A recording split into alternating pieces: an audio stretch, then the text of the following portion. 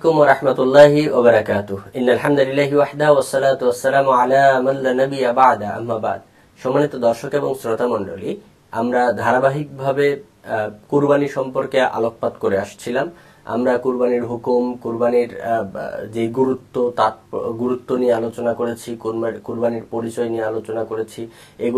এই বিষয়গুলো যারা মিস করেছেন তারা আমাদের এই চ্যানেলটি ঘুরে দেখবেন এবং দেখে আপনারা এই বিষয়গুলো নিয়ে যথাযথ ধারণা নিয়ে কুরবানির আগে কুরবানি করবেন বলে আমরা আশাবাদী। আল্লাহ রাব্বুল আলামিন আমাদেরকে কুরবানি সম্পর্কে যথাযথ ধারণা নেওয়ার তৌফিক দান করুক। সকলেই বলি আল্লাহুম্মা আমিন। আজকে আমরা যে বিষয় নিয়ে আলোকপাত করব সেই বিষয়টি হচ্ছে কুরবানির তাৎপর্য। কুরবানির তাৎপর্য নিয়ে আমরা আজকে এই সংক্ষিপ্ত সময়ে আলোকপাত করব ইনশাআল্লাহি ওয়া মা তৌফিক ইল্লা বিল্লাহ। কুরবানির তাৎপর্য কি হতে পারে? আমরা কুরবানি দেওয়ার উদ্দেশ্য সম্পর্কে আলোকপাত করে এসেছি পূর্ববর্তী ভিডিওতে। আমরা বলেছি এই উদ্দেশ্য হচ্ছে শুধুমাত্র আল্লাহ রাব্বুল আলামিনের সন্তুষ্টি অর্জন করা। এটার গুরুত্ব কি সেটাও আমরা আলোকপাত করে এসেছি তার পূর্ববর্তী ভিডিওতে। সেটি হচ্ছে আল্লাহ রাব্বুল আলামিন এবং নবী মুহাম্মদ সাল্লাল্লাহু আলাইহি ওয়াসাল্লাম উল্লেখ করেছেন কুরআনুল কারীম এবং সহিহ সুন্নাহর ভিতরে যে সামর্থ্য থাকা সত্ত্বেও যে ব্যক্তি কুরবানি করবে না সে যেন আমার নিকটবর্তী না হয়।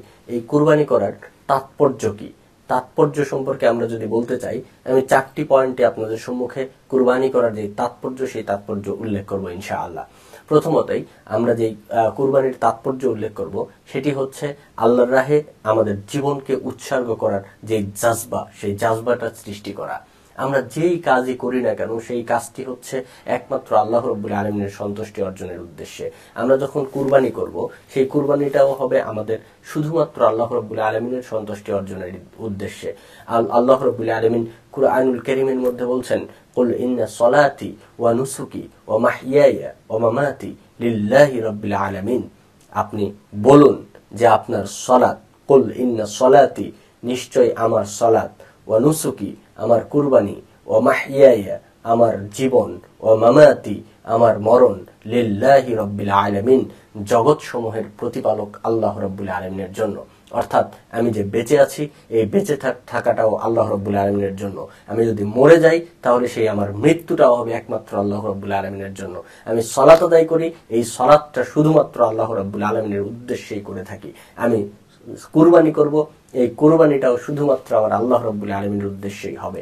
কিন্তু এই কুরবানির মাধ্যমে যে আমরা আমাদের জীবন উৎসর্গ করার যে জাজবা, সেই জাজবাটা কি করে পেতে পারি দেখুন আমরা আলোকপাত করি। সেটি হচ্ছে সমাজে একটা অন্যায় হচ্ছে, অপকর্ম হচ্ছে, দুর্নীতি হচ্ছে, আমরা এর বিরুদ্ধে কথা বলতে পারি না, আমরা সক্রিয় ভূমিকা পালন করতে পারি না। আমরা মনে করি আমার জীবন আগে ঠিক রাখতে হবে, তারপরে অন্য কিছু। কিন্তু না, আমাদের জীবন যতক্ষণ আছে ততক্ষণ আমরা অন্যায়ের বিরুদ্ধে লড়বো। সেখানে আমার যদি মৃত্যুও হয় তারপরেও হবে, এতে কোনো চিন্তা নেই। কেননা হযরত ইব্রাহিম আলাইহিস সালাম এবং ইসমাঈল আলাইহিস সালামের যে ঘটনাটা, এই ঘটনাই তার সবচেয়ে বড় প্রমাণ বহন করে। আমরা যে কোনো সময় আল্লাহ রাব্বুল আলামিনের উদ্দেশ্যে এই যে জীবনটা কুরবানি করার যে জাজবা যদি আমরা রাখতে পারি তাহলে সকল অন্যায়ের বিরুদ্ধে আমরা সক্রিয় ভূমিকা পালন করতে সক্ষম হব ইনশাআল্লাহি ওয়া মা তৌফিক ইল্লা বিল্লাহ। পরবর্তীতে আমি যেটা বলবো সেটি হচ্ছে তাৎপর্য 2 নম্বর যে কথাটা বলবো সেটা হচ্ছে হযরত ইব্রাহিম আলাইহিস সালামের পুত্র কুরবানির ন্যায় আমরা নিজেদের আদর্শকে পুনরুজ্জীবিত করব। অর্থাৎ আপনি একবার চিন্তা করে দেখুন, হযরত ইব্রাহিম আলাইহিস সালাম তার পুত্রকে যখন বলল যে বাবা আমি স্বপ্ন দেখেছি যে আমি তোমাকে কুরবানি করছি, তোমার চিন্তা কি? ইব্রাহিম আলাইহিস সালামকে তার পুত্র ইসমাঈল আলাইহিস সালাম উত্তর দিলেন যে ইনশাআল্লাহু মিনাস সাবিরিন, আপনি আপনার স্বপ্ন বাস্তবায়ন করুন, আপনি আমাকে ধৈর্যশীলদের মধ্যে পাবেন ইনশাআল্লাহ। ইসমাঈল আলাইহিস সালাম তার পিতা ইব্রাহিম আলাইহিস সালামকে বলতে পারতেন যে আমার জীবনের চেয়ে বেশি কিছু নেই, আমার জীবন সবচেয়ে গুরুত্বপূর্ণ, ইত্যাদি ইত্যাদি অনেক কিছু বলে তিনি পালিয়ে চলে যেতে পারতেন। কিন্তু না, তিনি কি করলেন? তার পিতাকে সহযোগিতা করলেন, তার পিতাকে বললেন যে ইনশাআল্লাহু মিনাস সাবিরিন, আপনি আমাকে ধৈর্যশীলদের মধ্যে পাবেন, আমি ধৈর্যশীলদের মধ্যে আপনি আমাকে পাবেন। আপনি একবার চিন্তা করে দেখেন কেমন সন্তান তৈরি করেছিলেন নবী ইব্রাহিম আলাইহিস সালাম। আমি আমার সন্তানকে তৈরি করব, আমি পিতা হিসাবে, আমি মা হিসাবে যদি আমার সেই এফোর্ট না দিতে পারি তাহলে আমার সন্তান এরকম যোগ্য, আদর্শবান, সুন্দর হবে না। আমি আমার সন্তানকে যখন ফুল এফোর্ট দিয়ে আদর্শিত ব্যক্তি হিসাবে গড়ে তুলতে পারবো, তখনই আমার সন্তান এরকম কথা বলতে পারে যে ইসলামের জন্য সে নিজের জীবনটা উৎসর্গ করবে। আজকে আমরা আমার সন্তানকে টিভি, নাচ গান শিখাচ্ছি, বাদ্যযন্ত্র শিখাচ্ছি, নোংরামি করা শিখাচ্ছি, বিভিন্ন জায়গায় অশ্লীলতা ছড়ানো শিখাচ্ছি, কিন্তু আমি আমার সন্তানকে রাসূল সাল্লাল্লাহু আলাইহি ওয়াসাল্লামের আদর্শ শিক্ষা দিচ্ছি না। আমি আমার সন্তানকে কখনোই ইসমাইল আলাইহিস সালামের মতো সন্তান হিসেবে পাবো না। আমার সন্তান আমাকে বৃদ্ধাশ্রমে রেখে আসে, আমার সন্তান তার বিভিন্ন অবস্থার জন্য আমাকে লাথি মেরে বাড়ি থেকে বের করে দেয়।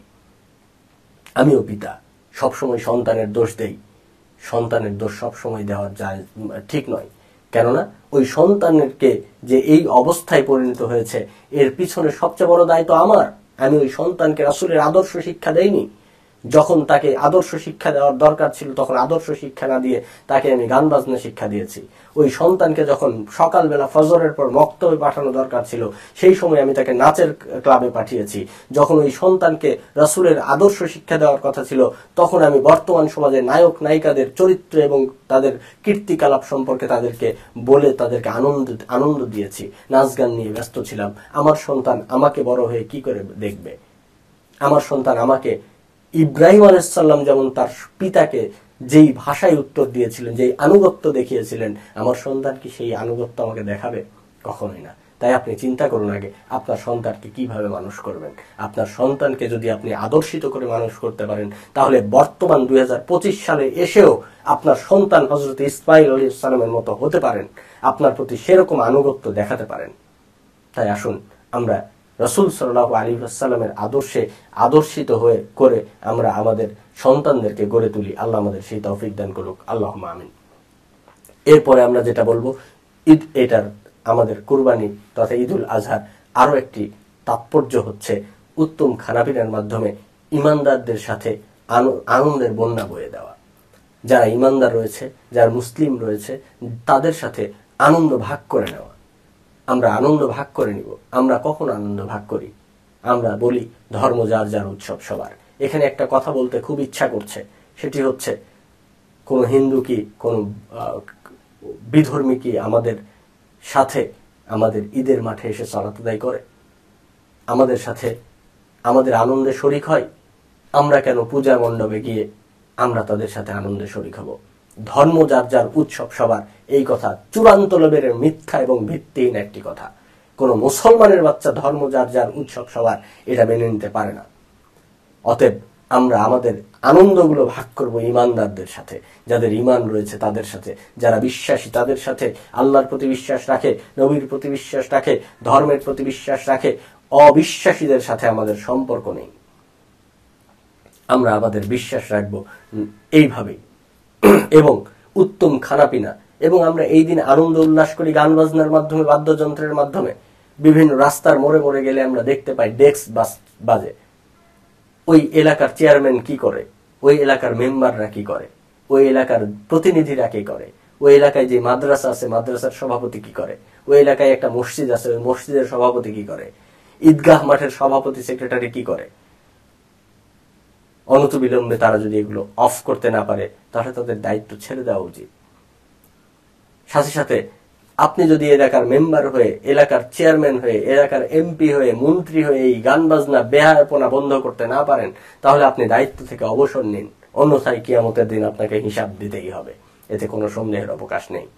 সাথে সাথে আল্লাহ নবী মুহাম্মদ সাল্লাল্লাহু আলাইহি ওয়াসাল্লাম বলছেন, কুল্লুকুম রাইন, তোমরা প্রত্যেকেই দায়িত্বশীল, আল্লাহ কুল্লুকুম মাসউলুন রিয়াতি, এবং প্রত্যেককেই তোমাদের দায়িত্ব সম্পর্কে জিজ্ঞাসা করা হবে। আমি যে গান বাজনা করছি আমার বাবা আমাকে কিছুই বলে না, আমার মা আমাকে কিছুই বলে না, আমি সারা রাত মদ খেয়ে ঘুরে বেড়াচ্ছি, আমার বাবা মা কিছুই বলে না আমাকে। আমি নাকি স্বাধীন, আমি নাকি ব্যক্তি স্বাধীনতার প্রয়োগ দেখাচ্ছি। এরকম পিতামাতার জন্য ধ্বংস, এরকম পিতামাতার জন্য সর্বদাই ধ্বংস। এরকম পিতামাতা কখনো সফল পিতামাতা হতে পারবে না। আমাদের উচিত এই ঈদের সময় সন্তানরা কিভাবে উদযাপন করবে, কিভাবে নিজেদেরকে আনন্দে উদযাপন করবে সেগুলোও তাদেরকে শিক্ষা দেওয়া। আমরা এগুলো দিতে পারিনি। আমাদের সন্তানরা যায় গান বাজনার কাছে, আমাদের সন্তান যায় জুয়া খেলতে, আমাদের সন্তান যায় নাচ গান বাজনা এগুলো নিয়ে ব্যস্ত হয়ে পড়ে। আমাদের উচিত এগুলো থেকে তাদেরকে ফিরিয়ে নিয়ে আসা।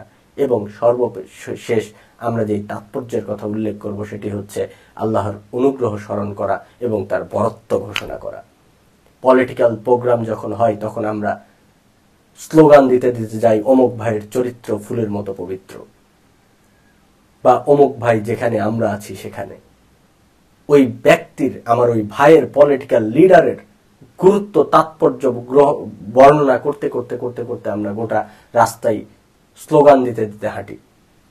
ঠিক তেমনি আল্লাহ রাব্বুল আলামিন ওই ভাইয়ের চেয়ে অনেক বড়, পৃথিবীর সকল শক্তির চেয়ে সবচেয়ে বড় শক্তিমান হচ্ছে আল্লাহ রাব্বুল আলামিন।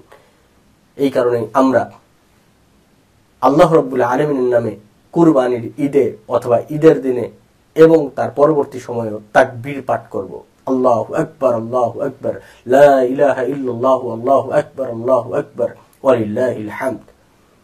আল্লাহু আকবার, আল্লাহু আকবার। আল্লাহ সবচেয়ে বড়, আল্লাহ সবচেয়ে বড়, আল্লাহর চেয়ে বড় আর কেউ নেই। আল্লাহর চেয়ে বড় কোনো শক্তিধর ব্যক্তি পৃথিবীতে নেই বা কোনো সময়ই নেই। আল্লাহ রাব্বুল আলামিন সকল শক্তির ঊর্ধ্বে।